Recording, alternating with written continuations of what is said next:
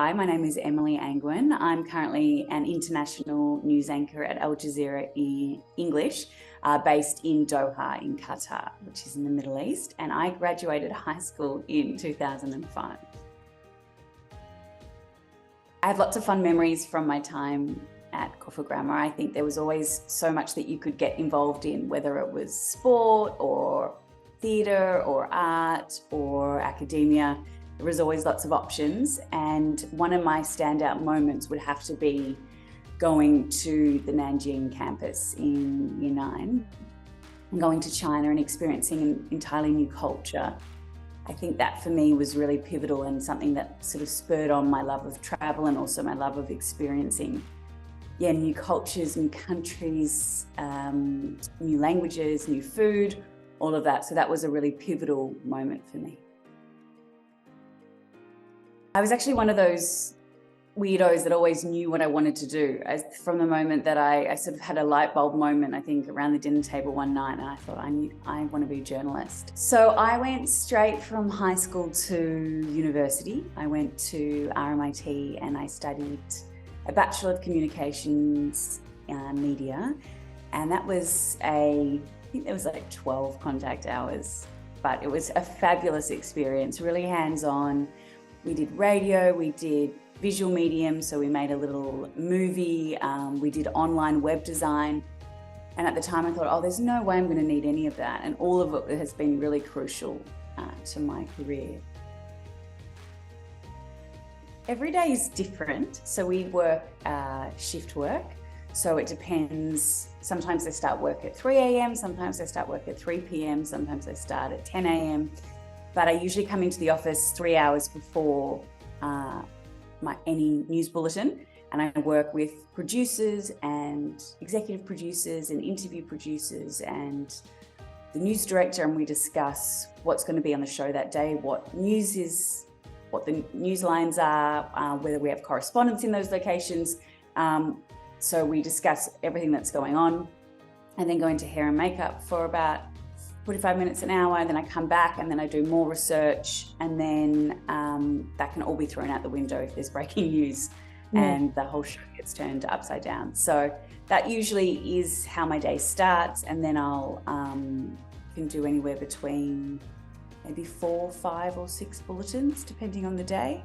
I really enjoy chatting to people, and I really enjoy sharing people's stories and finding out different things about people that, well, how we live in Australia is just this tiny, small portion compared to the rest of the world. And it's so amazing and interesting in the current role that I have, is to speak to different people that come from all different backgrounds and walks of life. And for me, I find that fascinating. And also being able to, in some ways, help them by sharing their story, because by sharing people's stories, it can often lead to change. But that is hard as well, because sometimes there are heartbreaking stories that you can do nothing about. And people that, at the moment, for example, the women in Afghanistan don't have access to education, they don't have access to basic human rights. And for me, that's a really challenging story to tell, because I feel very helpless in that. And that can be really hard and sad to tell that story and then go home at the end of the night and know that these women aren't any closer to getting the rights and freedoms that they deserve. I think also what's really difficult is that there are so many stories that we want to tell, and we don't always have time to.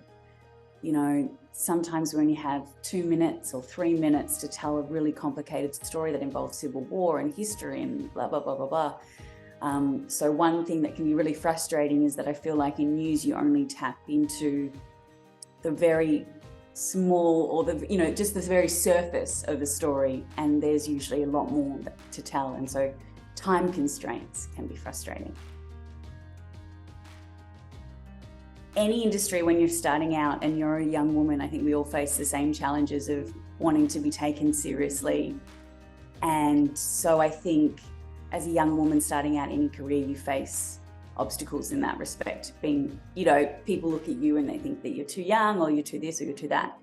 So that's definitely been a challenge for me. But as I've gotten older and more confident and also got more experience under my belt, I've found that that's been really beneficial in my career. And in some respects, gender hasn't played so much of a role. But I think what I think is really important is women helping women. And so often in my industry, it can be really competitive.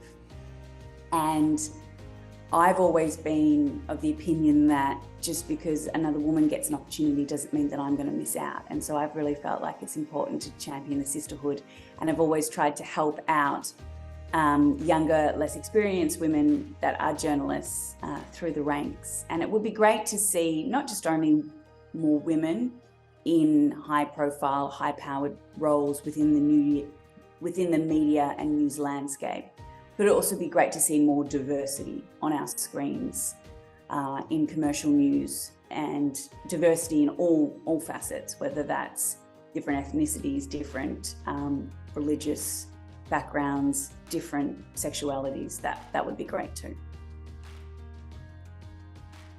My advice would be is that you're going to get a lot of advice from all different people, from all different walks of life, from your teachers to your parents to your friends to the media to social media, whatever it is.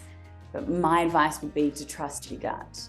That, you know, in my experience, despite what people are telling me, whether it's a news story or something else, if I trust my gut, I'm usually bang on. And so, yeah, I would just trust your gut and trust that you have the skills to do what it is that you need to do. And yeah, don't let the haters get you down.